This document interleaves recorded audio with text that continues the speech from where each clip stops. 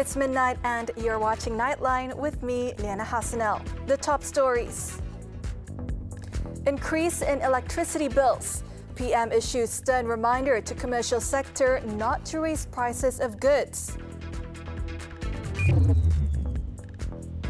And new Umrah SOP to include mandatory booster jab for all pilgrims.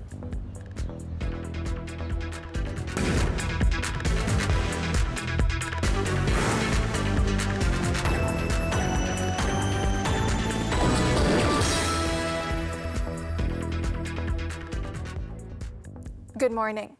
Datuk Sri Ismail Sabri Yaakob on Saturday reminded companies and industry players not to raise the prices of goods, although their electricity bills are expected to increase following the loss of rebates and the imposition of a surcharge. The Prime Minister said he was made to understand that the expected hike for commercial entities and industries will not be that high to justify an increase in prices. Kita dah minta supaya pihak KPDN, HEP dan sebagainya membuat engagement dengan syarikat-syarikat besar, terutamanya industri ini, supaya tidak berlaku kenaikan, tidak berlaku mengambil kesempatan untuk menaikkan harga dan sebagainya. Sebab saya difahamkan perubahannya tidak besar. Dari segi kenaikan bil elektrik mereka pun tidaklah besar, yang membolehkan mereka untuk mengambil peluang, mengambil kesempatan untuk menaikkan harga barang. He was speaking after presenting the Northeast Monsoon Basic Necessities Aid 2021-2022, totaling 2,500 ringgit each to 1,157 household heads from the Berat district in Pahang, which was affected by the recent floods. On the withdrawal of the rebate, Datuk Sri Ismail Sabri said the government had spent over 1 billion ringgit in subsidies to industrial and commercial companies. But the subsidy concept is flawed, as it is given to larger companies when it should be given to targeted groups such as the poor.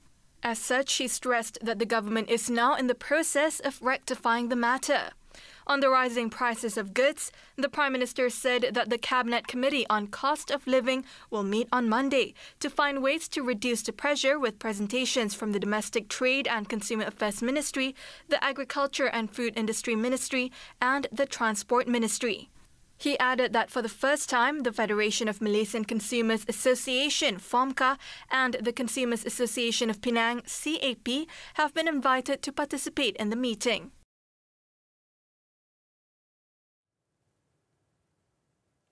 The Yang di-Pertuan Agong Al-Sultan Abdullah Riayatuddin Al-Mustafa Billah Shah and Raja Permaisuri Agong Tunku Haja Azizah Aminah Maimunah Iskandaria have expressed their condolences to the family of former Yang di-Pertuan Negeri of Sarawak Tun Abang Muhammad Salahuddin Abang Baring on his passing.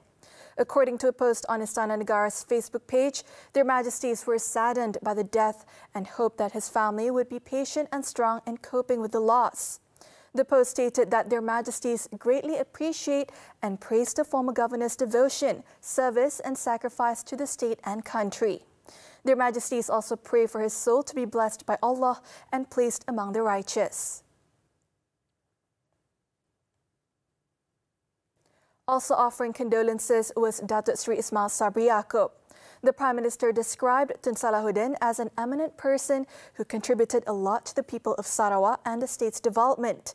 Tun Salahuddin, who was 100 years old, died of old age at the Normah Medical Centre at 11:47 p.m. on Friday. Former Sarawak Yang di-Pertuan Negeri Tun Abang Muhammad Salahuddin Abang Baring, who passed away on Friday, was laid to rest at the Semariang Muslim Cemetery in Kuching at about 2:30 p.m. The state's top leadership, Yang di-Pertuan Negeri Tun Abdul Taib Mahmud, Chief Minister Tan Sri Abang Johari Tun Openg, Cabinet Ministers as well as Senior Works Minister Datuk Sri Fadilah Yusof were present to pay their last respects. Earlier at about 11:30 a.m., the remains of Tun Salahuddin were taken to the State Jami' Mosque for the last rites, accompanied by Tun Salahuddin's family members. His final journey included the Melanau tradition of Payung Kebesaran for Nobles, which was carried out by his grandson Alexis Baring. Funeral prayers were performed after Zohor, led by Sarawak Chief Imam Datuk Mustafa Kamal Abdul Rahman. Meanwhile, Tan Sri Abang Johari described Tun Salahuddin as a fighter and an important figure when Sarawak decided to join Malaya to form Malaysia, and was one of the leaders chosen to be interviewed by the Cobalt Commission. Atas nasihat dan pimpinan beliau, kita menikmati apa yang kita lihat pada hari ini. Jadi kita mempunyai seorang anak Sarawak yang telah meninggal kita dan satu kehilangan besar kepada kita di Sarawak. Born on August 27, 1921, Tun Salahuddin had served as Sarawak's governor from 1977 to 1981 and from 2001 to 2014, making him the first person to have been appointed to hold the post twice.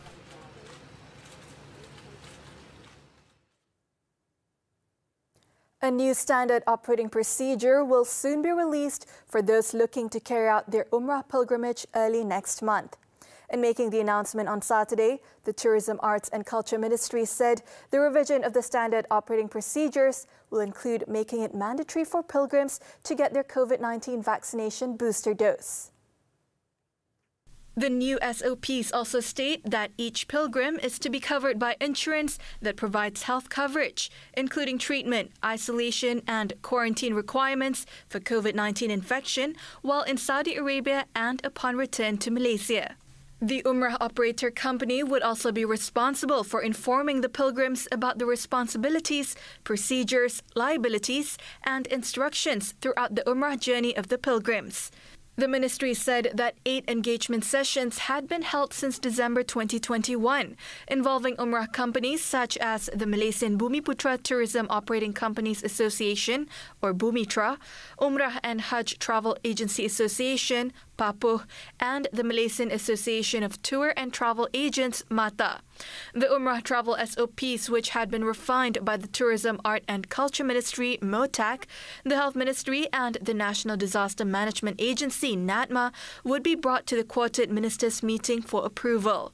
MOTAC Minister Datuk Sri Nancy Shukri said she hoped that the decision would be welcomed by the Umrah operator companies and the public. She also reminded all parties to comply with the latest SOPs that would be announced later to curb the spread of COVID-19.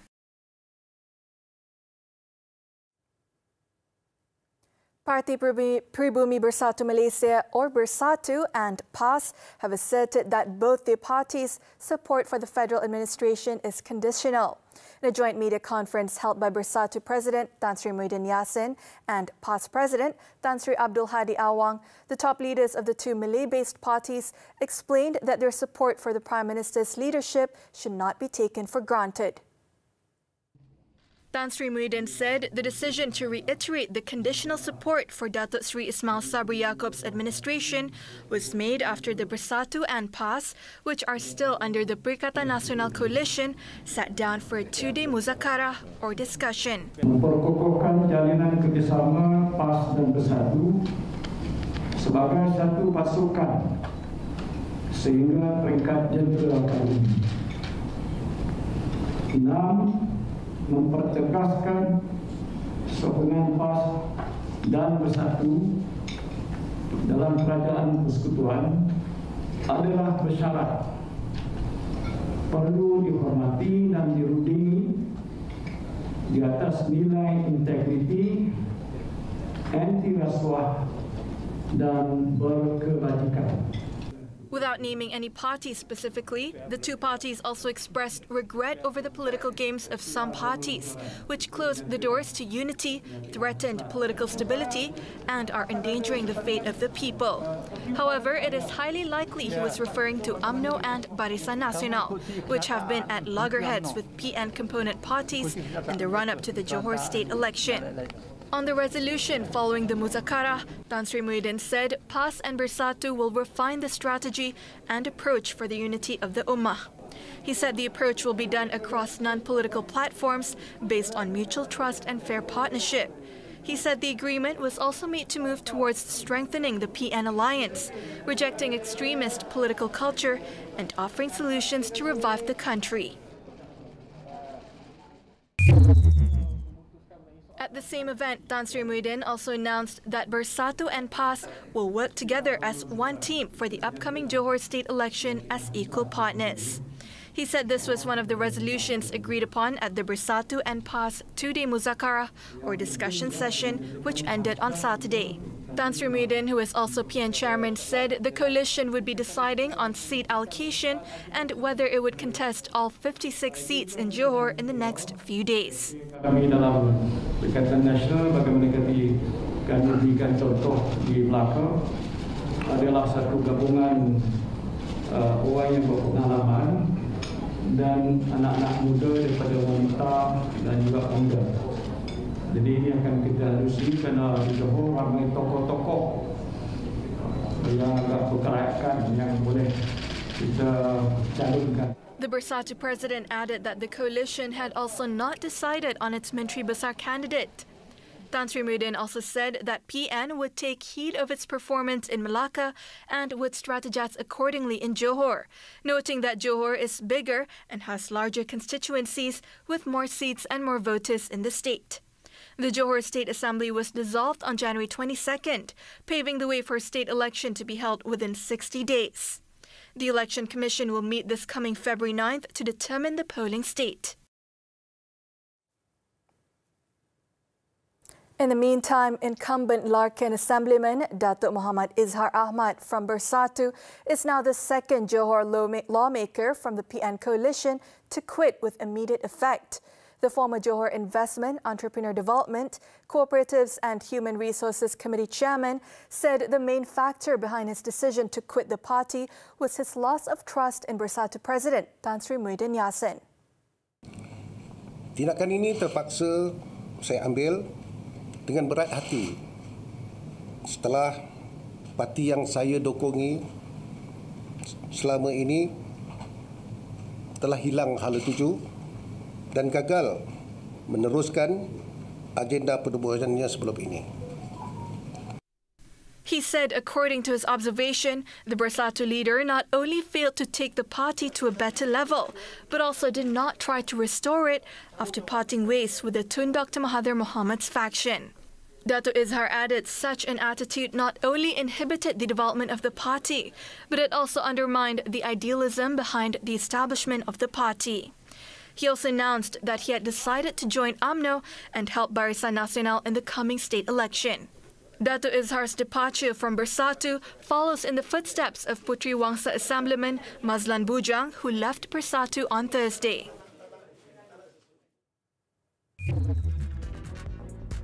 Still to come, massive accident involving 9 vehicles causes 20 kilometers congestion.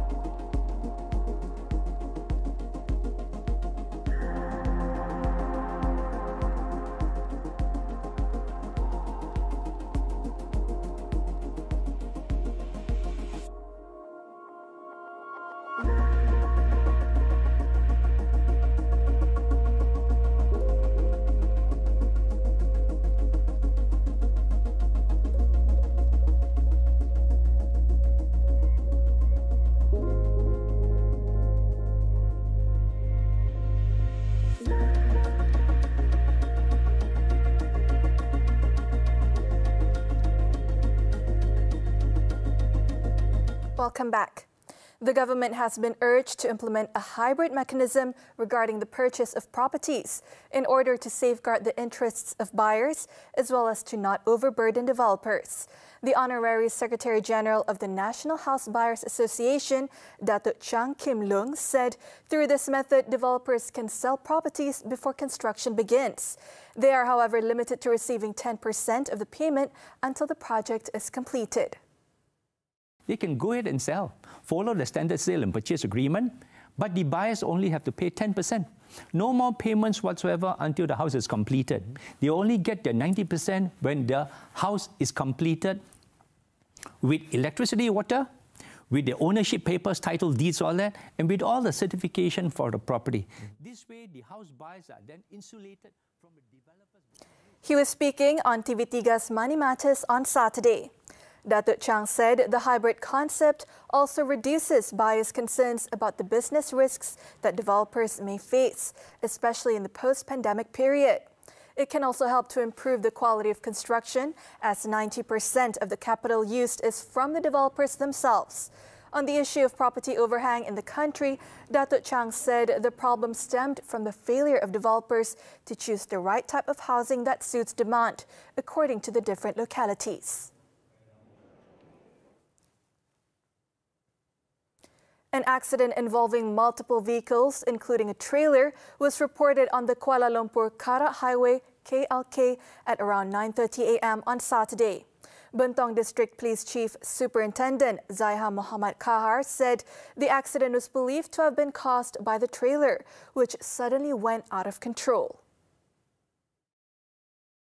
In a statement, Zaiham said the 42-year-old trailer driver was heading towards Kuantan when he lost control of his vehicle. He added upon the trailer's crash, a pileup involving other 8 vehicles took place. The driver of the trailer escaped with slight injuries, while the rest from the other vehicles escaped unhurt. The case was being investigated under the Road Transport Act, which carries a maximum sentence of 12 months imprisonment or up to 10,000 ringgit fine. Zaiham also urged eyewitnesses or the public with information on the crash to come forward and assist in the police investigation.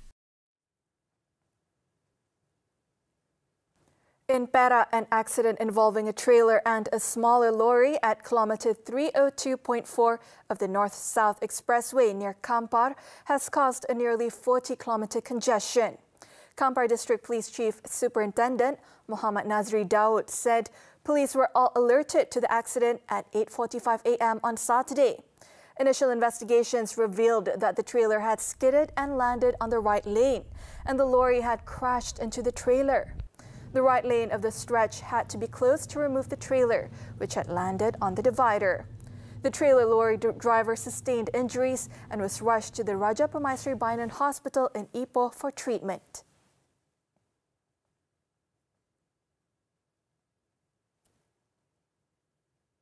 Meanwhile, the speed limit on federal and state roads nationwide has been reduced by 10 kilometers per hour, effective from January 25th to February 8th.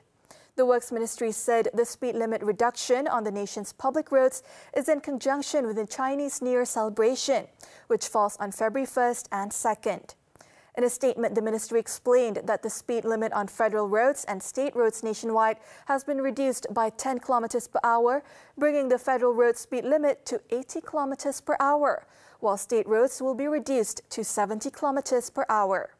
It said the gazetting of the temporary speed limit reduction is among the safety and surveillance measures taken by the government to improve safety and reduce the risk of road accidents, which often occurs during the festive season. The ministry added that it will cooperate with the Transport Ministry and the police to conduct continuous monitoring of the traffic conditions on the nation's roads during the festive period.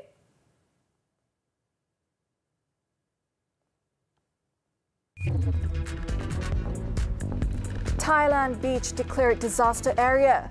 This and more from the Foreign Front when we return.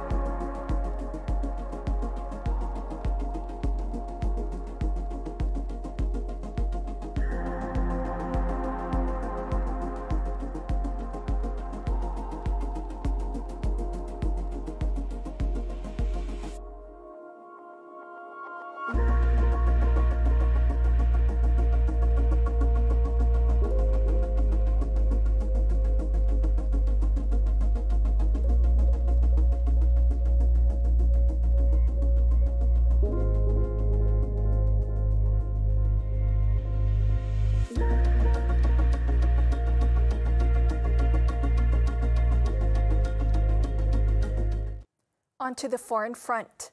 One person was injured following multiple bomb attacks in Thailand's southern province of Yala.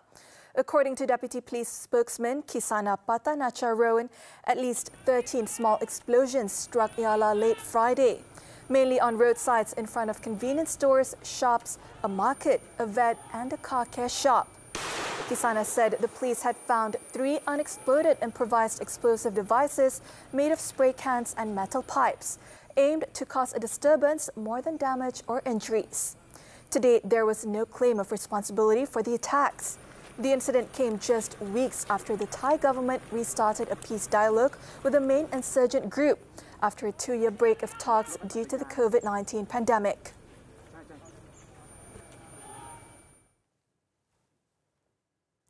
Also in Thailand, a beach in eastern province of the nation was declared a disaster area on Saturday as oil leaking from an underwater pipeline in the Gulf of Thailand continued to wash ashore and blacken the sand.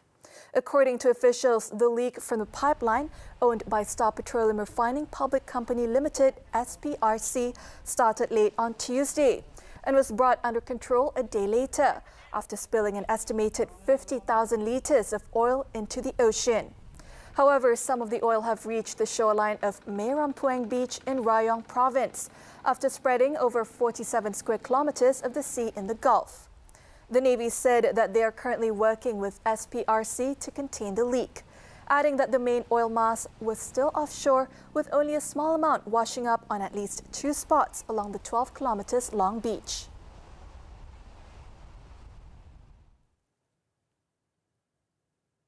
The U.S. has warned a Russian invasion of Ukraine would be horrific for both sides, while calling for a diplomatic solution as tensions over Moscow's military buildup on the border of the country continue to simmer.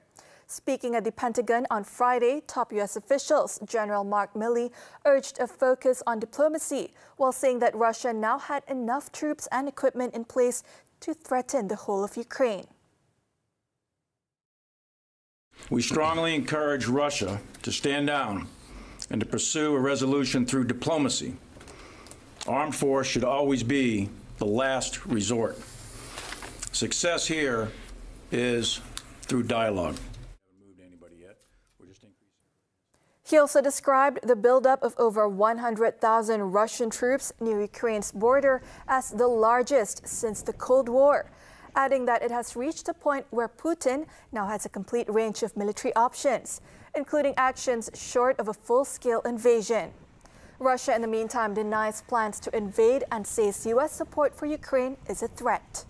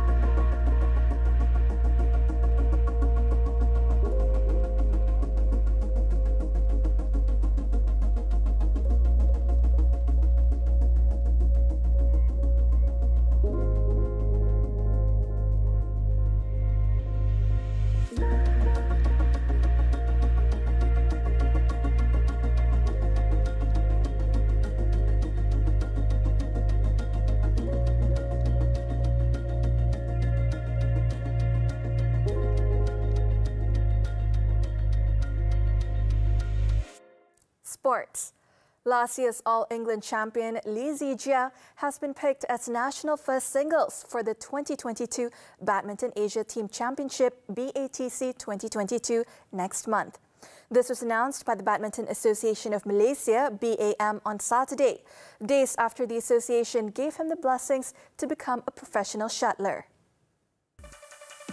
Besides Lee Zijia, the BAM also announced 5 other shuttlers, namely Ng Zeyong, Aidil Shaleh Ali Sadikin, Leong Jun Hao, Lim Chong King and Jackie Kot Jing Hong to complete the lineup of national singles shuttlers for the biennial tournament. Meanwhile, Tokyo Olympics 2020 bronze medalists Aaron Chia, So Hui Yik are set to lead compatriots Goh Zefei, Nur Izzuddin Rumsani and Man Wei Chong, Lee Kai Woon for the men's doubles. The women's team comprises Yoon Shi-xuan, S. Kisona, Tan Zing Yi, Siti Nur Shuhaini Azman, Misha Muhammad Khairul for singles. And the doubles pairings of Pearly Tan M. Tina, Teo Mei Zing Anna Chiang, Valerie Xiao Lo Yin Yuan and Go Pei Ki. The tournament is scheduled to take place at the Setia City Convention Center in Shah Alam from February 15th to 20th.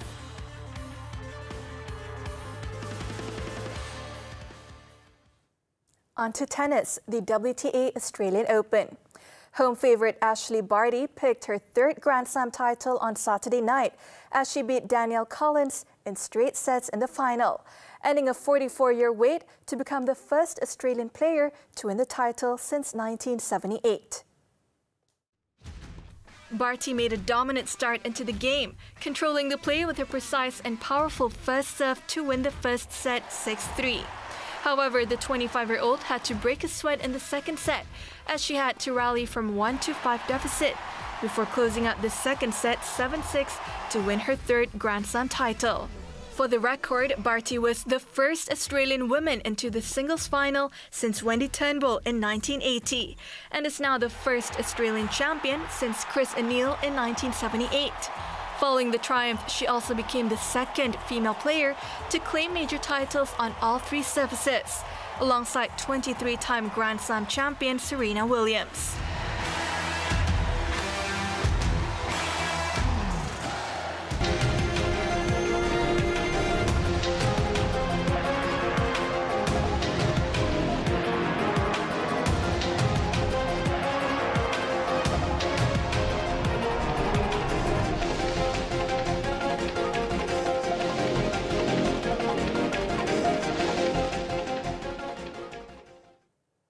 As we wrap up Nightline this time around, let's take a look at a display of about 100 colorful lanterns lighting up the Kennedy Center Gardens in Washington.